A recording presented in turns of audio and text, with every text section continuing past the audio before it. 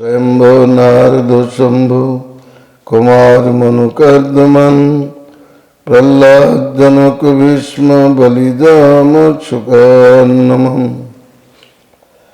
श्रीधर श्री सनातन सजीव विश्वनाथकन मां भागवतन वंदे भगवत तदायुकन संकर्षण कर्ण तुयुषाई गर्भदोषाई च पयुब्धिषाई शशस्त्रदशां शुक्लाश नित्यानंदकरामं शरणं नमस्तु नित्यानंदं परमकरुणं प्रेमकंदं नमामि। हरे कृष्ण कृष्ण कृष्ण हरे हरे हरे राम राम राम हरे हरे।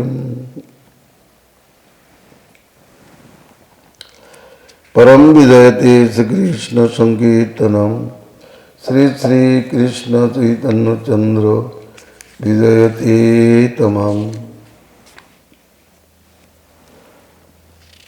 आज माघी शुक्ल त्रयोदशी श्री नित्यानंद त्रयोदशी नामे प्रसिद्ध। এই তিথিকে আশ্রয় করিয়া গৌড়দেশে একচক্র গ্রামে হরাই পণ্ডিত পদ্মাবতী হইতে শ্রী নিত্যানন্দ প্রভু বলরাম নিত্যানন্দ আবির্ভূত হয়েছিলেন।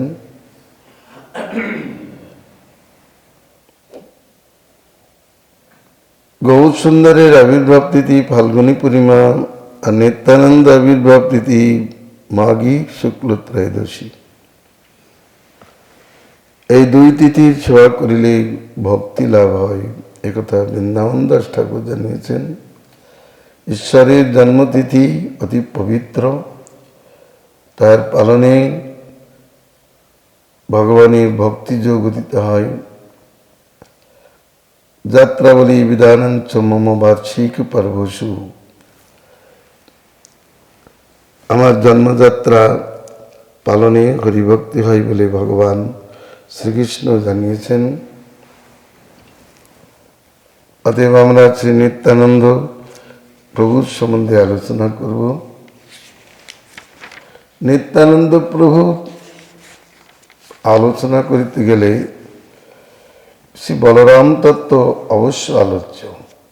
যারা বলরাম তত্ত্বে অভিজ্ঞ নহেন তারা নিত্যানন্দ প্রভু তত্ত্ব সম্বন্ধে ঠিক মতো জানেন না।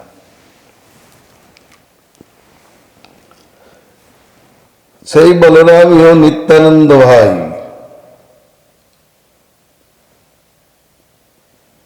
সেই কৃষ্ণ নবদ্বীপে শ্রীকৃষ্ণ চৈতন্য, সেই বলরাম সঙ্গে শ্রী নিত্যানন্দ।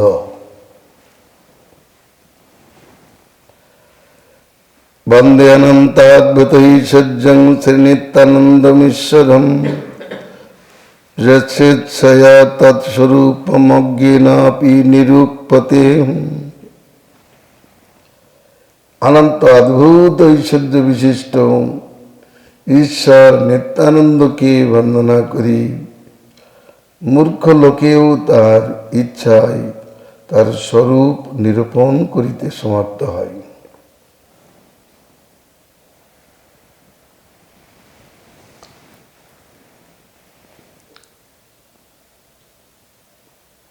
ছয়টি শ্লোকে কৃষ্ণ চৈতন্য মহিমা গান করে 5টি শ্লোকে নিত্যানন্দ মহিমা গান করেছেন শ্রী কবিরাজ গোস্বামী।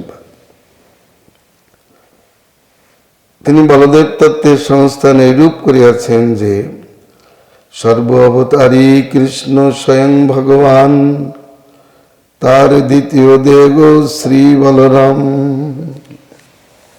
একই স্বরূপ দহি ভিন্ন মাত্র কাই, আদ্য কাই বিভো কৃষ্ণ লীলার সহায়।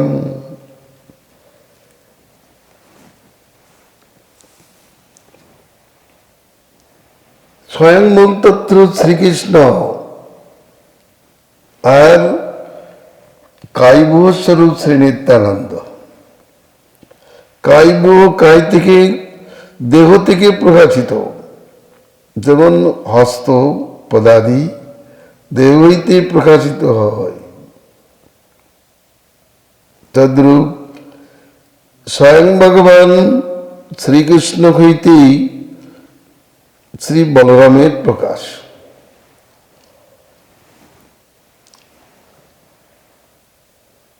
একই স্বরূপবান ভিন্ন দেহ, যেমন কৃষ্ণ চৈতন্য মহাপ্রভু এবং কৃষ্ণ, নামাদি ভিন্ন হলেও তত্ত্বত অভেদ। তদ্রূপ একই স্বরূপ বিশিষ্ট ভিন্ন কায় ধারণ করেছেন, আশ্রয় আধার আদেহ রূপে রাই জগতে বাস করেন। পরিচয় দিলেন আদ্য কায়বুহ। কায়বুহ তিন জায়গায় বর্তমান।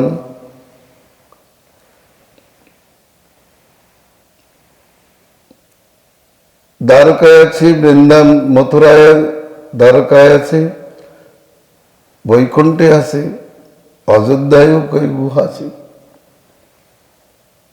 তার মধ্যে আদ্য কায়বুহ।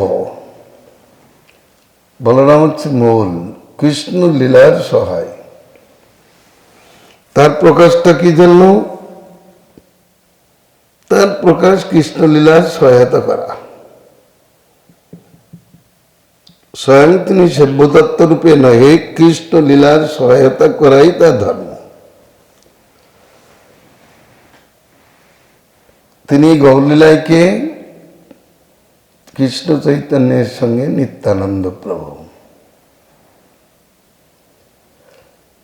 শ্রী স্বরূপ দামোদর তার কর্চায় 5টি শ্লোকে নিত্যানন্দ মহিমা গান করেছেন। প্রথম শ্লোকেই তিনি এক শ্লোকেই প্রথমে বন্দনা করেছেন, তার ব্যাখ্যা করেছেন আর 4টি শ্লোকে। সংকর্ষণ কর্ণ তোয় সাই গর্ভদো সাই চ পয়োব্ধিসাই শেষোৎসংস কলাশ নিত্যানন্দক্ষরাম শরণং মমাস্তু। কবিরাজ গোস্বামীপাদ বলেছেন আদি কায়বুহ,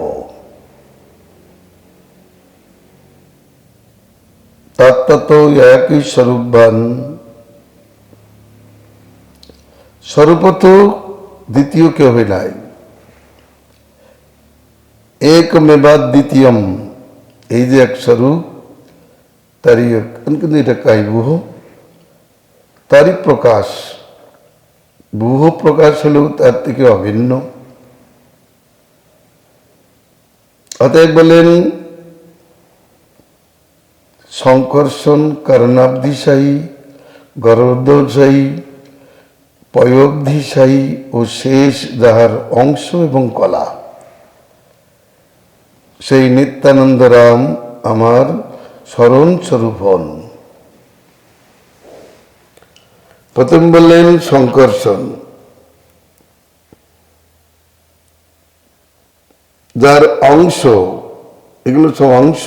কারণাবধিশায়ী অংশের অংশ, গর্ভদোষায়ী তার অংশ, আর পয়োবধি তার অংশের অংশের অংশ। তারপরে এই কলাস্বরূপ তিনি অনন্তদেব। এতগুলি যার স্বরূপ বিশিষ্ট, যাহার অংশ কলা স্বরূপ, সেই নিত্যানন্দ রাম, নিত্যানন্দ নামক রাম আমার স্মরণ স্বরূপ হন। শ্লোকের ব্যাখ্যা এরূপ করিতেছেন শ্রী বলরাম গোসাই মৌল সংকর্ষণ, পঞ্চরূপ ধরি করেন কৃষ্ণের সেবন, আপনি করেন কৃষ্ণ লীলার সহায়, সৃষ্টি লীলা কার্য করে ধরি চারিকায়, সৃষ্টাদি করছে মাতার আজ্ঞার পালন, শেষ রূপে করে কৃষ্ণের বিবিধ সেবন, সর্বরূপে আস্বাদয়ে কৃষ্ণ সেবানন্দ, সেই বলরাম গৌর সঙ্গে নিত্যানন্দ। কবিরাজ গোস্বামীপাদ অতি সুন্দর চিত্রের মাধ্যমে অতি সুন্দর রূপে নিত্যানন্দ তত্ত্বকে প্রকাশ করলেন, বলরামের তত্ত্বকে প্রকাশ করলেন।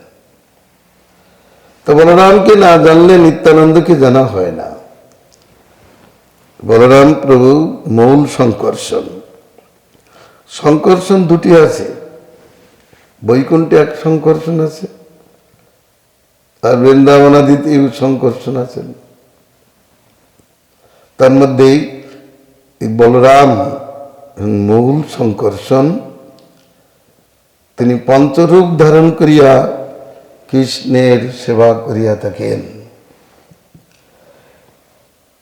তিনি সেবা বিগ্রহ, সেব্য বিগ্রহ কৃষ্ণ, সেবা বিগ্রহ শ্রীনিধ বলরাম। সেবার জন্য তিনি পঞ্চরূপ ধারণ করিয়াছেন। তার মধ্যে নিজেই কৃষ্ণলীলার সহায়ক। বৃন্দাবন ধামে, মথুরা, দ্বারকায় কৃষ্ণলীলার সহায়ক রূপেই তিনি বর্তমান। কৃষ্ণ বৃন্দাবন লীলা প্রয়ণ, বলরাম সে বৃন্দাবনী লীলা প্রয়ণ তার সহায়ক। মথুরার তার লীলার সহায়ক। কংসকে মারবার জন্য তিনি মথুরায় গেলে মথুরায় কংসকে কৃষ্ণ হত্যা করেছেন, আর কংসের ভ্রাতাগণকে বলরামই হত্যা করেছেন। দুটো মল্লকে কৃষ্ণ হত্যা করেছে, তিনটি মল্লকে নিত্যানন্দ হত্যা করেছেন, বলরাম হত্যা করেছেন। আবার এখান থেকে চলে গেছেন দ্বারকায়। দ্বারকায় যে তিনি তার লীলার সহায়তায় যা কিছু কর্তব্য সবই কাজ সাধন করেছেন। অতএব পঞ্চরূপ ধারণ করে তিনি কৃষ্ণের সেবা করেন, আপনি কৃষ্ণলীলার সহায়। বৃন্দাবন, মথুরা, দ্বারকাদিতে, দ্বারকায় তিনি কৃষ্ণলীলার সহায়ক। আর চারটি স্বরূপে তিনি সৃষ্টাদি কার্য করিয়া থাকেন। চারটি স্বরূপ কি? সংকর্ষণ স্বরূপ, কারণাদিশায়ী স্বরূপ, গর্ভদুষায়ী স্বরূপ এবং শেষ স্বরূপ। তার মধ্যে কারণাদিশায়ী বিষ্ণুরূপে তিনি মায়াকে ঈক্ষণ করেন, ব্রহ্মাণ্ডকে রচনা করেন। গর্ভদুষায়ী বিষ্ণুরূপে তাকে ধারণ করেন। ক্ষীরাব্দিশায়ী বিষ্ণুরূপে তিনি জগৎকে পালন করেন। শেষ রূপে, শেষের দুটি ভেদ, এক অনন্ত মূর্তিতে তিনি ব্রহ্মাণ্ডকে শিরোপরি ধারণ করেন। শেষ স্বরূপে কৃষ্ণের অনেক সেবা করিয়া থাকেন। 10 প্রকার সেবা করেন। আসন, বসন, ভূষণ এ সমস্ত বিষয় আমরা পরে জানব।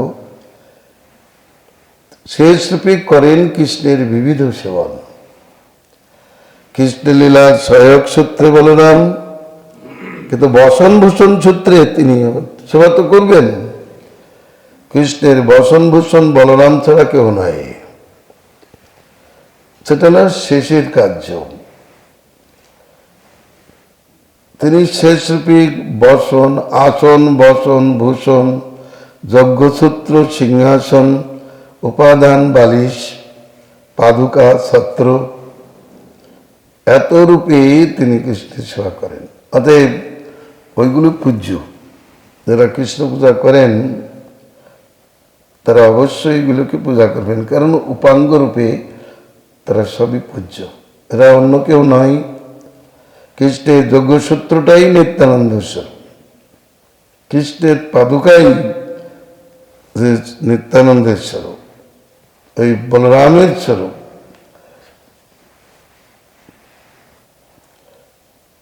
ছত্র সিংহাসন যেখানে বসেন, কৃষ্ণকে ধারণ করবেন কে? সমান রূপ না হলে কে ধারণ করতে পারে? একটা ক্ষুদ্র একটা বৃহৎকে ধারণ করতে পারে না। এই জন্য সিংহাসন রূপের তার উপবেশন স্থান স্বরূপ। কৃষ্ণের অঙ্গে বসন ভূষণ রূপে সেবা করছেন, তার অঙ্গ সেবা করছেন কিভাবে? বসন রূপে, ভূষণ রূপে, চন্দনাদি অনুলেপন রূপে। আবার তিনি শয়ন খট্টা রূপে, বসবার উপবেশন খট্টা রূপে।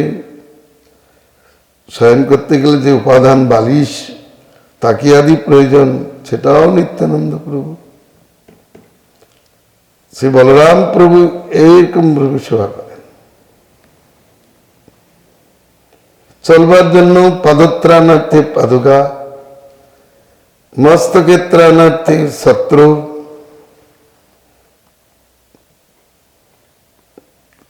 এই সব বলরামের স্বরূপ।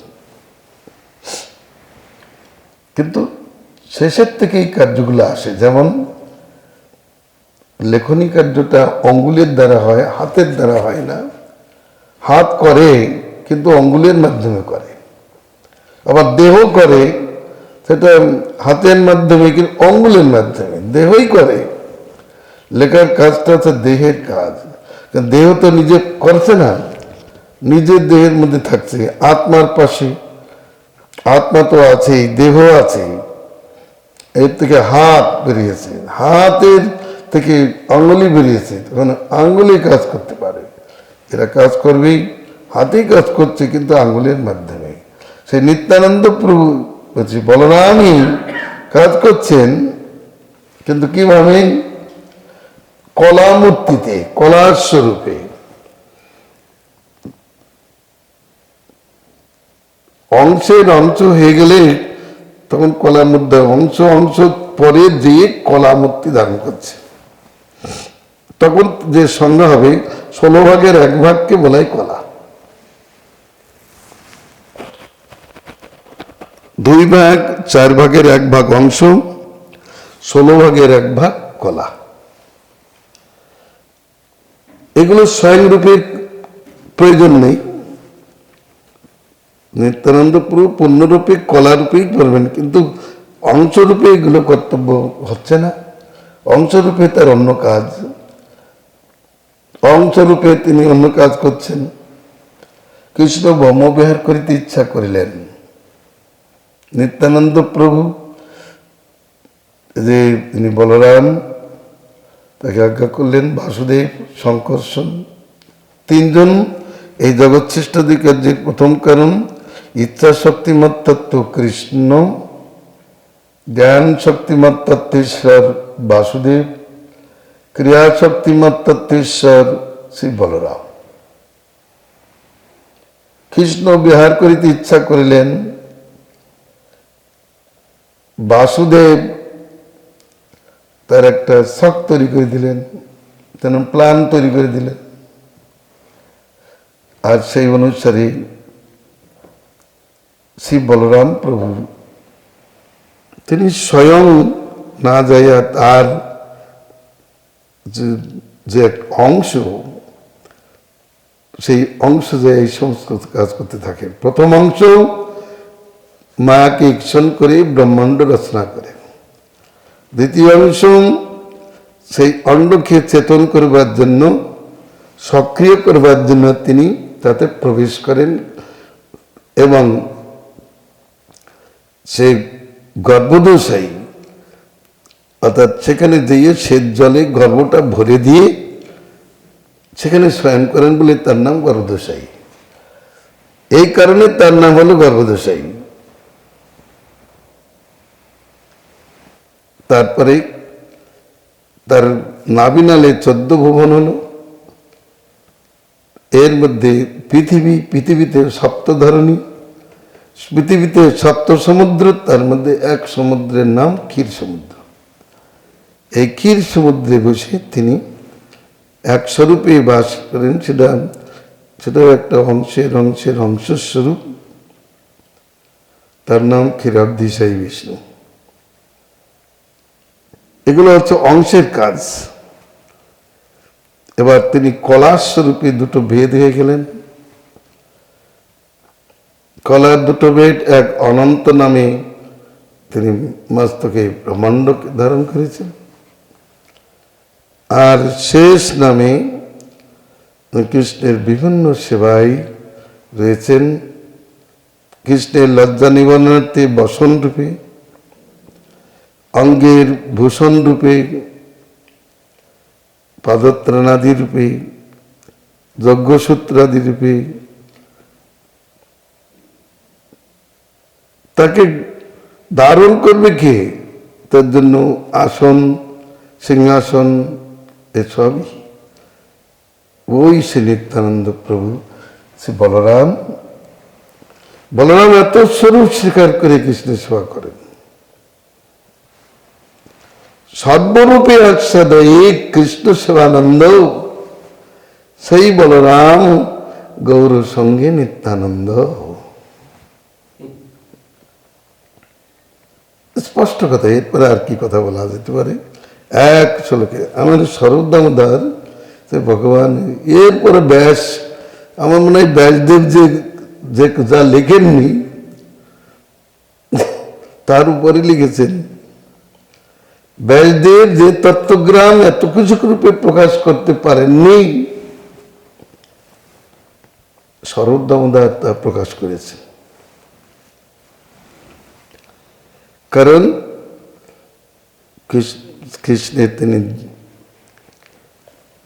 কৃষ্ণ চৈতন্যের দ্বিতীয় দেহ স্বরূপ। বলরাম প্রভু যেমন কৃষ্ণের দ্বিতীয় দেহ স্বরূপ, কৃষ্ণ চৈতন্যের দেহ স্বরূপই হলেন স্বরূপ দামোদর। তিনি চৈতন্যের মনজ্ঞ, তত্ত্ব বিষয়ে সম্পূর্ণ অভিজ্ঞ।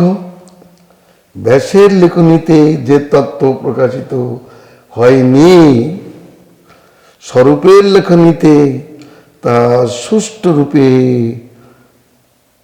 চিত্রিত হয়ে আছে, অঙ্কিত হয়ে আছে। দেখুন, একটা শ্লোকের মধ্যে নিত্যানন্দের তত্ত্ব, বলরামের তত্ত্ব কিভাবে প্রকাশ করলেন।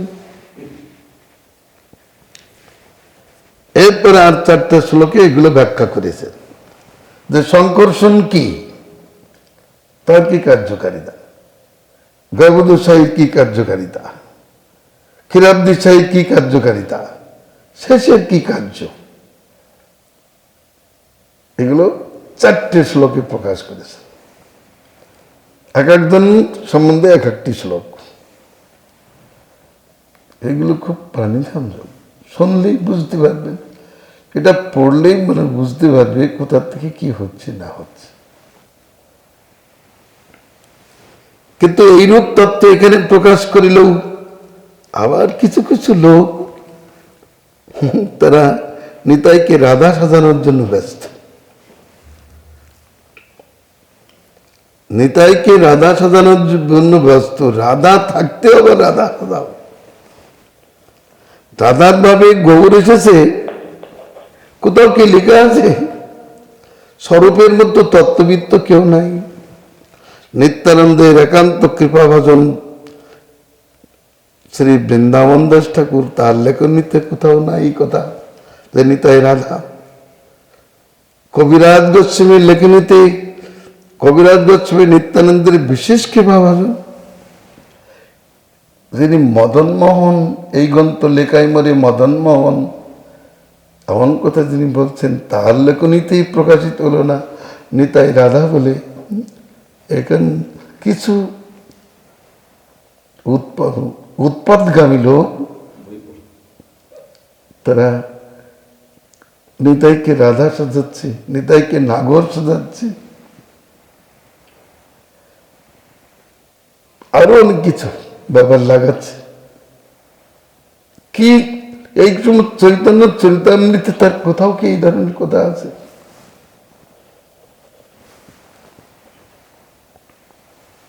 যা বাস্তব তাই বলা উচিত, অবাস্তব কিছু বলা না। কৃষ্ণ রাধা ভাব নিয়ে এসেছেন, এই কথা শাস্ত্র প্রসিদ্ধ ব্যাপার। এমন কি কোথাও আছে আর নিতাই রাধা ভাব নিয়ে এসছে, না রাধা সেজে এসছে? তত্ত্ববেদটা জানতে হবে, যারা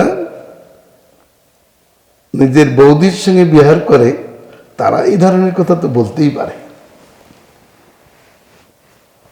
তাই উত্তরপ্রদেশের লোক ভাই ভাইয়ের সঙ্গে সঙ্গ করে, তাই জন্য বলে ও বলরাম এসে কৃষ্ণের প্রেয়সীদের সঙ্গে বিহার করেছে। এসব নারকিতার বিচার, নারকী বিচার এগুলো। সিদ্ধার্থ স্বামীপাদ স্পষ্ট লিখে দিয়েছেন শ্লোকে যে বলদেব তার নিজ প্রেয়সীদের সঙ্গে বিহার করিয়াছেন, কৃষ্ণের প্রেয়সীদের সঙ্গে বিহার করেন নাই। গোপেন্দ্র নন্দন বিনা না স্পর্শে কোন জন, রাধা সাজবে কে? রাধার সাজবে কে? রাধার ভাব নিলেন কৃষ্ণ স্বয়ং, তিনি রাধা সাজলেন না, রাধার ভাব নিলেন। আর নিত্যানন্দ রাধা, সেখানে চৈতন্য চরিতামৃতের একটি পদে বলেছেন শ্যামঙ্গ নহিম রাধাঙ্গ স্পর্শন, গোপেন্দ্র নন্দন বিনা না স্পর্শে কোন জন। এই পদটা যদি কেউ বিচার করতে পারে তাহলে ওই উল্টো পাল্টা কথা বলে না। কিন্তু এই পদে তাদের ধ্যান নেই। রামানন্দ সংবাদে এই পদ বলেছেন, কারণ রামানন্দ রায় যখন দেখলেন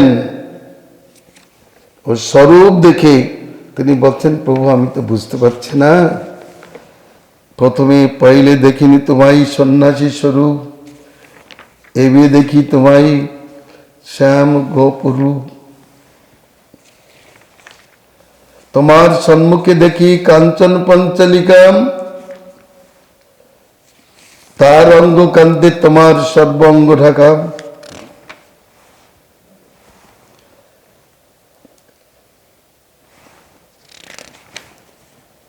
তাদের তোমার স্বরূপটা আমাকে বলো।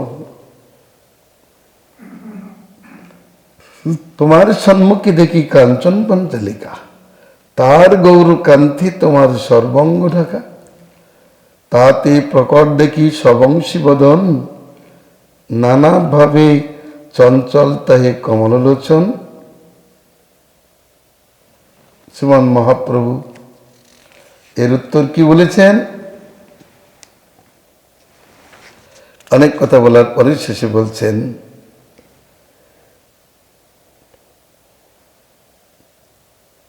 তবে হাসি তারে প্রভু দেখাইলা স্বরূপ, রসরাজ মহাভাব দুই এক রূপ, প্রভু তারে হস্ত স্পর্শী করাইলা চেতন, সন্ন্যাসীর বেশ দেখি বিস্মিত হইল মন, আলিঙ্গন করি প্রভু কইল আশ্বাসন, তোমা বিনা এই রূপ না দেখে অন্যজন,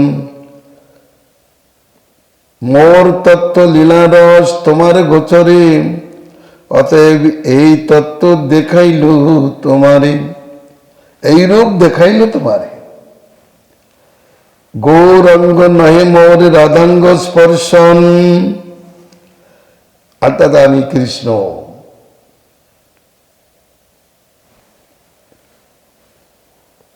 তাকে স্পর্শ করবার ক্ষমতা, সে কৃষ্ণ। রাধাকে স্পর্শ করবার ক্ষমতা আর কোন পুরুষেরই নাই। এমনকি কৃষ্ণ নারায়ণ রূপ ধারণ করলেও রাধা তার সঙ্গে বিহার করেন না। গোপেন্দ্র সুত বিনা তেহ না স্পর্শে অন্যজন, তার ভাবে ভাবিত করি আত্মমন, তবে নিজ মাধুর্য করিয়া সাধন, তোমার লোকাইলে প্রেম বলে জানো সব মর্ম। যাক, তুমি গোপন করে রেখো ইত্যাদি পদগুলি বিচার করা দরকার। কিন্তু মানুষ আজকাল কত রকম কথা বলছে, যেমন এই প্রসঙ্গেই বলছে এখন কিভাবে যে খাঁটির নাম না বললে ভেজাল জিনিস বিক্রি করা যায় না। ঈশ্বর তত্ত্বের সংস্থান সিদ্ধান্ত বলিয়া চিত্তে না করো অলস, এরম হইতে লাগে কৃষ্ণের সুধুরে মানুষ। ঈশ্বর তত্ত্বের সংস্থান না করতে বললে, চৈতন্য চরিতামৃতের পদ বলছে, হে মা, চৈতন্যদেব সন্ন্যাসের আগে মাকে প্রবোধিত করেছেন, এরপর আমার দুটো জন্ম হবে, সেই জন্মে তুমি আমার মা থাকবে, আমি তোমার পুত্র হব। সেখানে যে পদ লেখা রয়েছে, আমি যে নাম রূপে আমি তোমার পুত্র হব, তুমি আমার জীবারূপে জননী হবে, ধরণী হবে তুমি আমার, আমি হবে মূর্তি। এই দুটো পদ তুলে দিয়ে তারা এই পদ তুলে দিয়ে অক্ষয় লাইব্রেরিতে বই বের করেছে, চৈতন্য ভাগবত বই বের করেছে। এখন এই দেখি নানা প্রকারের লোক তারা কলম লাগাতে আরম্ভ করেছে। কেউ বলছে এই দুইটি অবতার, অনুকূল চন্দ্রের লোক বলছে একটি অবতার এই অনুকূল চন্দ্র, আবার জগৎবন্ধুর দল লোক তারা বলছে তারা এই জগৎবন্ধুই আর একটি অবতার। ইদানিং মতো সম্প্রদায় তারা লোককে ভাড়াচ্ছে, মূর্খ জীবকে ভাড়াচ্ছে যে এই হরিচাঁদ আর গুরুচাঁদ সেই দুই অবতার।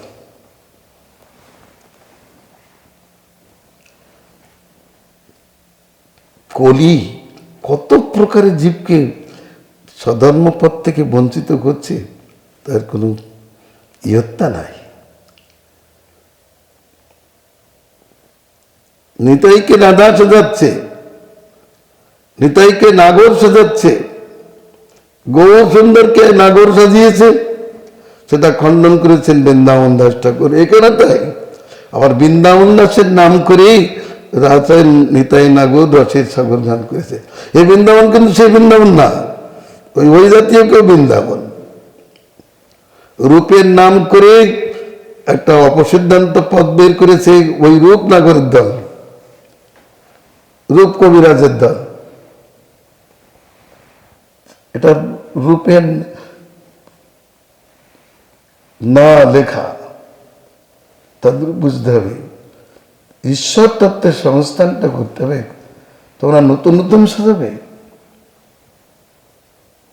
মানুষকে নতুন করে সাজাই দেবে। তাকে গৌর সুন্দর সাজেনি, তার জন্য নিতাইকে তাকে সাজিয়ে দেবে তার পাশে রাধা করে। কোথায় আছে গৌর সুন্দর? কৃষ্ণলীলা কখন করেছেন? গৌর সুন্দর কৃষ্ণভাবে ভাবিত কখন হয়েছেন যে নিতাই রাধা সেজে তার পাশে আছে?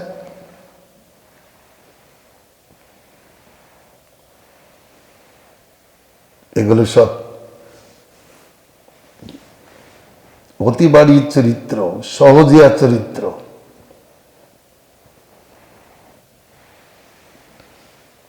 নিত্যানন্দ প্রভুর তত্ত্ব 4টে শ্লোকে নিত্যানন্দ তত্ত্ব আর বলে দিচ্ছেন। মায়াতীতে ব্যাপী বৈকুণ্ঠ লোকে পূর্ণৈষজ্যে শ্রী চতুর্ভুহ মধ্যে রূপম যৎসদ্ভাতি শঙ্কর্ষণক্ষম তং শ্রী নিত্যানন্দ রামং প্রপদ্যে। মায়াতীত সর্বব্যাপক বৈকুণ্ঠ লোকে বাসুদেব, শঙ্কর্ষণ, প্রদ্যুম্ন, অনিরুদ্ধ এই পূর্ণ ঐশ্বর্য যুক্ত চতুর্ভুজ তত্ত্বে যার শঙ্কর্ষণাক্ষ রূপ বিরাজমান, সেই নিত্যানন্দ সুখ রামের প্রতি আমি প্রপন্ন হই। একটি শ্লোক স্পষ্ট বুঝিয়ে দিলেন। এর ব্যাখ্যা করেছেন কবিরাজ গোস্বামী। ধন্যবাদ। ঠিক আছে, তারপরে শ্লোকে বলছেন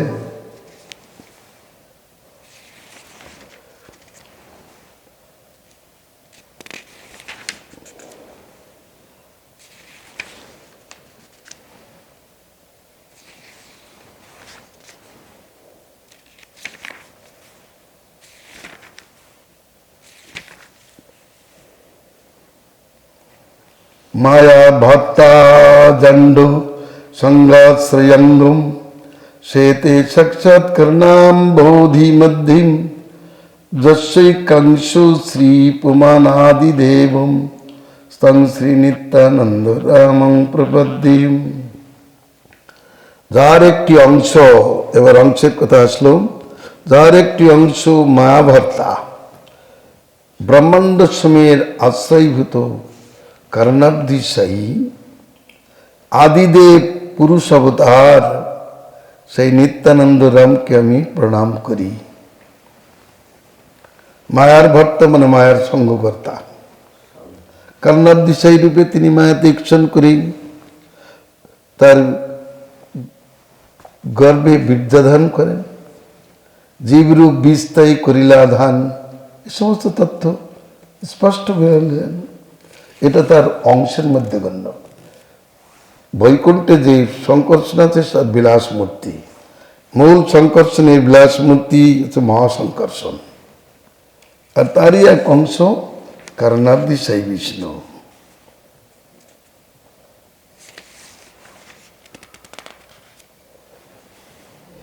এবং তারই আর এক অংশ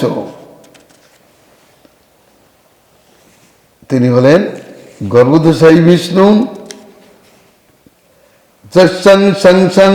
ছিল গর্ভোদশায়ী জন্নাভ্যম লোক সংঘাতনালম লোকোৎসৃষ্টু সুতিকা ধাম ধাতু স্তং শ্রী নিত্যানন্দ রামং প্রপদ্যেম।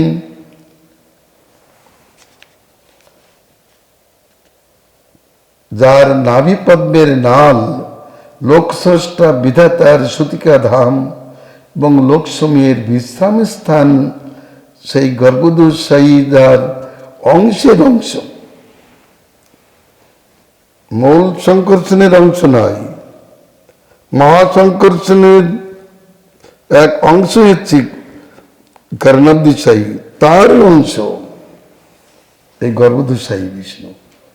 আমি সেই নিত্যানন্দ রামকে আমি প্রণাম করি। তারপরে আবার তিনি শ্লোক বলেছেন, সেই শ্লোকটা পড়লে স্পষ্ট গর্ভোদশায়ী বিষ্ণুর স্বরূপ, কর্ণাবধিশায়ী বিষ্ণুর স্বরূপটা জানতে পারবো।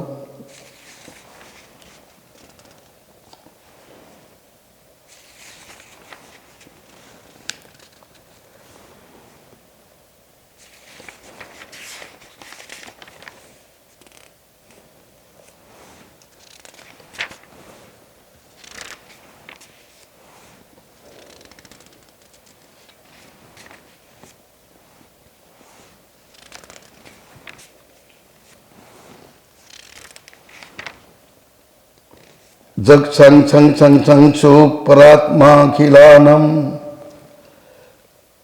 पोष्टा विष्णु भाति दुग्धाब्धिशायी खौनी भक्ता जत्कला शैपानंतो स्तং শ্রী নিত্যানন্দ রামং প্রপদ্যে।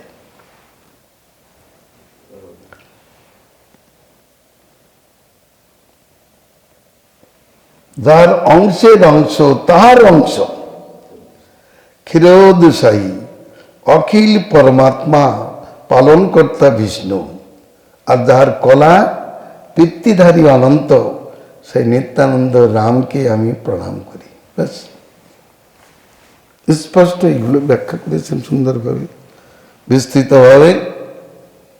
তাহলে যার অংশের অংশের অংশ বলেন পরমাত্মা, ক্ষীরাব্ধিশায়ী বিষ্ণু, তিনি জগৎ পালন কর্তা। আর শেষ তার এক কলামূর্তি, তিনি পিতৃধারী অনন্ত, তাহলে আমি সেই নিত্যানন্দ রামে প্রপত্তি করি, এইরূপ তত্ত্ব প্রকাশ করেছেন। কৃষ্ণ সেবানন্দ কি করে লাভ করেছেন, কৃষ্ণ লীলায় বৃন্দাবন ধামে বলরামের যে কার্যকারিতা সেগুলো দেখতে হবে। কৃষ্ণ লীলাকে পুষ্ট করবার জন্য তিনি কৃষ্ণের সঙ্গে সখ্য রসে বিহার করেছেন। সখ্য, দাস্য, সখ্য, বাৎসল্য, তিন রস তিনি বিহার করেছেন। জীব গোস্বামী বলেছেন বলরামের মধ্যে তিনটি রস, প্রীতি সন্দর্ভে বলরামের মধ্যে তিনটি ভাব, দাস্য, সখ্য, বাৎসল্য। মূলত তিনি সখা, সুহিত সখায় গণ্য। কৃষ্ণের বয়োজ্যেষ্ঠ সখাদের নাম সুহিত সখা। সখা, প্রাণ সখা, নিত্য সখা, প্রিয়নাত্ম সখা, সুহিত সখা, এই প্রকারে অনেক ভেদ থাকলেও ইনি সুহিত সখার মধ্যে গণ্য। হিতৈষী সখা এবং বয়োজ্যেষ্ঠ ভাড্যবর্ধন, সুভদ্র, বলরাম, এরা সুহিত সখার মধ্যে গণ্য। সুহিত সখা তিনি সেখানে যে সখারূপে কাজ করেছেন, কৃষ্ণের সেবা করেছেন, দাস্যভাবে সেবা করেছেন, সখ্যভাবে তার সহিত খেলা করেছেন, আবার বাৎসল্যভাবে তার প্রতি স্নেহ প্রকাশ করেছেন।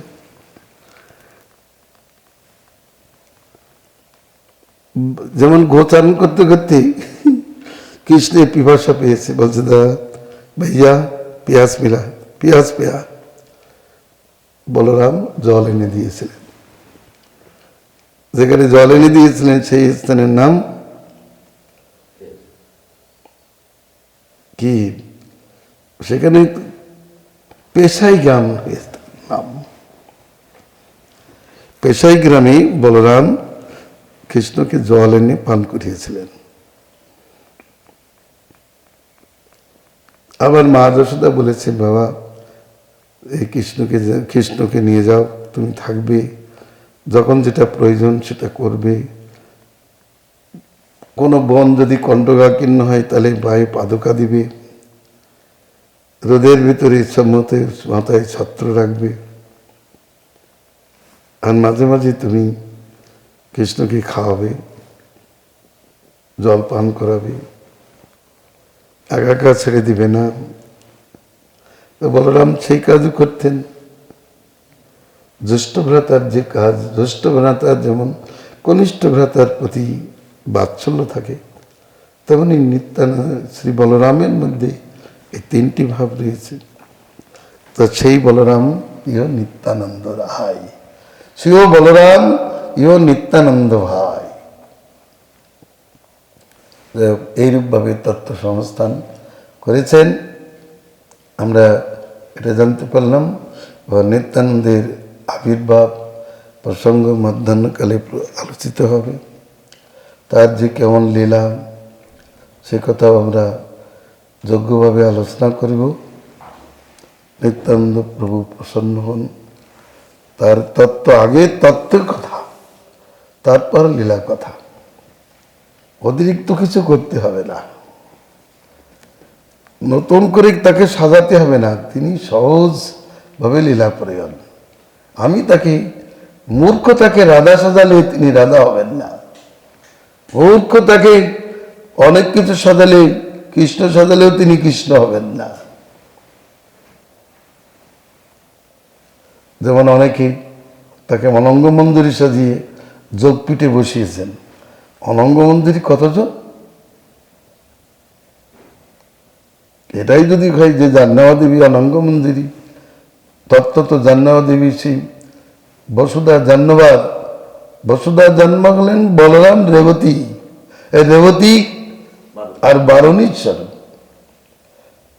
কেউ বলেন তার মধ্যে অনঙ্গ মন্দিরে প্রবেশে। কবি কর্ণপুর বলছে আমার মত নয়, আমার পিতার মত নয়। আবার সেই যদি হয়, আবার এক জায়গায় বলেছেন রামচন্দ্র কবিরাজ অনঙ্গ মন্দিরে, আর এখানে নিত্যানন্দ অঙ্গমন্ত্রী, তার এক যোগপীঠে কতজন অঙ্গমন্ত্রী থাকবে? এই প্রকারের সিদ্ধান্ত করছে, ভুল ভাবনা। ভগবান গৌর সুন্দর এসেছেন বলে গৌর সুন্দর সেই সকলেই সমানভাবে প্রতিযোগিতায় কিছু করেননি, তাদের নিজ নিজ ভাবেই সেবা সংযোগ বিধান করেছেন। তবে তার কৃপায়, তার আশীর্বাদ হলে কি না করে। যেমন সদাশিব,